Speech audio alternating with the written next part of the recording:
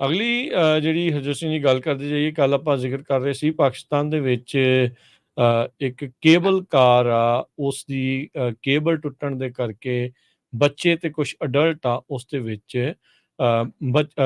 ਸੀਗੇ, ਫਸੇ ਪਏ ਸੀਗੇ। ਕੱਲ ਰਾਤ ਤੱਕ ਜਦ ਆਪਾਂ ਕੱਲ ਇੱਥੇ ਦੀ ਸਵੇਰ ਤੱਕ ਆਪਾਂ ਦੇਖਿਆ ਤਾਂ 2 ਬੱਚਿਆਂ ਨੂੰ ਉਦੋਂ ਬਚਾ ਲਿਆ ਗਿਆ ਸੀਗਾ।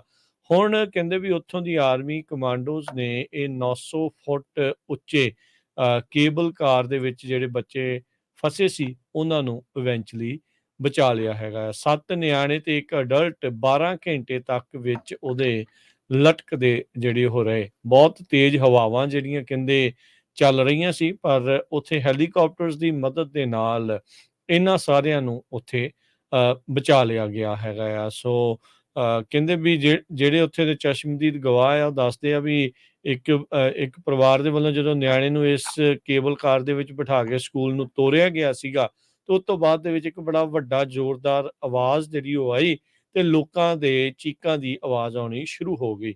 ਉਦੋਂ ਹੀ ਇਹ ਪਤਾ ਲੱਗਾ ਵੀ ਇਹ ਜਿਹੜੀ ਕੇਬਲ ਕਾਰ ਸੀਗੀ, ਉਹਦੀ ਇੱਕ ਪਾਸੇ ਵਾਲੀ ਜਿਹੜੀ ਕੇਬਲ ਆ, ਉਹ ਟੁੱਟ ਕੇ ਡਿੱਗ ਗਈ ਹੈਗੀ ਆ। ਇਵੈਂਚੁਅਲੀ ਇਹਨਾਂ ਬੱਚਿਆਂ ਨੂੰ ਜਿਹੜਾ ਆ ਹੁਣ ਬਚਾ ਲਿਆ ਗਿਆ ਆ। 12 ਘੰਟੇ ਦਾ ਇੱਕ ਕੁੱਲ ਰੈਸਕਿਊ ਮਿਸ਼ਨ ਜਿਹੜਾ ਆ ਉਹ ਚੱਲਿਆ, ਜਿਸ ਨੂੰ ਉੱਥੇ ਦੇ ਲੋਕਾਂ ਨੇ ਟੀਵੀ ਤੇ ਬੈਠ ਕੇ ਜਿਹੜਾ ਉਹ ਦੇਖਦੇ ਰਹੇ। ਅਗਲੀ ਜਿਹੜੀ ਹਰਜੋਤ ਸਿੰਘ ਜੀ ਗੱਲ ਕਰਦੇ ਜਾਈਏ, ਕੱਲ ਆਪਾਂ ਜ਼ਿਕਰ ਕਰ ਰਹੇ ਸੀ ਪਾਕਿਸਤਾਨ ਦੇ ਵਿੱਚ ਇੱਕ ਕੇਬਲ ਕਾਰ ਆ, ਉਸ ਦੀ ਕੇਬਲ ਟੁੱਟਣ ਦੇ ਕਰਕੇ ਬੱਚੇ ਤੇ ਕੁਝ ਅਡਲਟ ਆ ਉਸ ਦੇ ਵਿੱਚ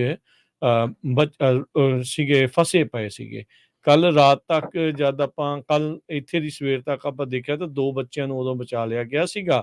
ਹੁਣ ਕਹਿੰਦੇ ਵੀ ਉੱਥੋਂ ਦੀ ਆਰਮੀ ਕਮਾਂਡੋਜ਼ ਨੇ ਇਹ 900 ਫੁੱਟ ਉੱਚੇ ਕੇਬਲ ਕਾਰ ਦੇ ਵਿੱਚ ਜਿਹੜੇ ਬੱਚੇ ਫਸੇ ਸੀ, ਉਹਨਾਂ ਨੂੰ ਇਵੈਂਚੁਅਲੀ ਬਚਾ ਲਿਆ ਹੈਗਾ। 7 ਨਿਆਣੇ ਤੇ 1 ਅਡਲਟ 12 ਘੰਟੇ ਤੱਕ ਵਿੱਚ ਉਹਦੇ ਲਟਕਦੇ ਜਿਹੜੇ ਉਹ ਰਹੇ। ਬਹੁਤ ਤੇਜ਼ ਹਵਾਵਾਂ ਜਿਹੜੀਆਂ ਕਹਿੰਦੇ ਚੱਲ ਰਹੀਆਂ ਸੀ, ਪਰ ਉੱਥੇ ਹੈਲੀਕਾਪਟਰਸ ਦੀ ਮਦਦ ਦੇ ਨਾਲ ਇਹਨਾਂ ਸਾਰਿਆਂ ਨੂੰ ਉੱਥੇ ਬਚਾ ਲਿਆ ਗਿਆ ਹੈਗਾ ਆ। ਸੋ ਕਹਿੰਦੇ ਵੀ ਜਿਹੜੇ ਉੱਥੇ ਦੇ ਚਸ਼ਮਦੀਦ ਗਵਾਹ ਆ, ਉਹ ਦੱਸਦੇ ਆ ਵੀ ਇੱਕ ਪਰਿਵਾਰ ਦੇ ਵੱਲੋਂ ਜਦੋਂ ਨਿਆਣੇ ਨੂੰ ਇਸ ਕੇਬਲ ਕਾਰ ਦੇ ਵਿੱਚ ਬਿਠਾ ਕੇ ਸਕੂਲ ਨੂੰ ਤੋਰਿਆ ਗਿਆ ਸੀਗਾ, ਤੇ ਉਸ ਤੋਂ ਬਾਅਦ ਦੇ ਵਿੱਚ ਇੱਕ ਬੜਾ ਵੱਡਾ ਜ਼ੋਰਦਾਰ ਆਵਾਜ਼ ਜਿਹੜੀ ਉਹ ਆਈ ਤੇ ਲੋਕਾਂ ਦੇ ਚੀਕਾਂ ਦੀ ਆਵਾਜ਼ ਆਉਣੀ ਸ਼ੁਰੂ ਹੋ ਗਈ।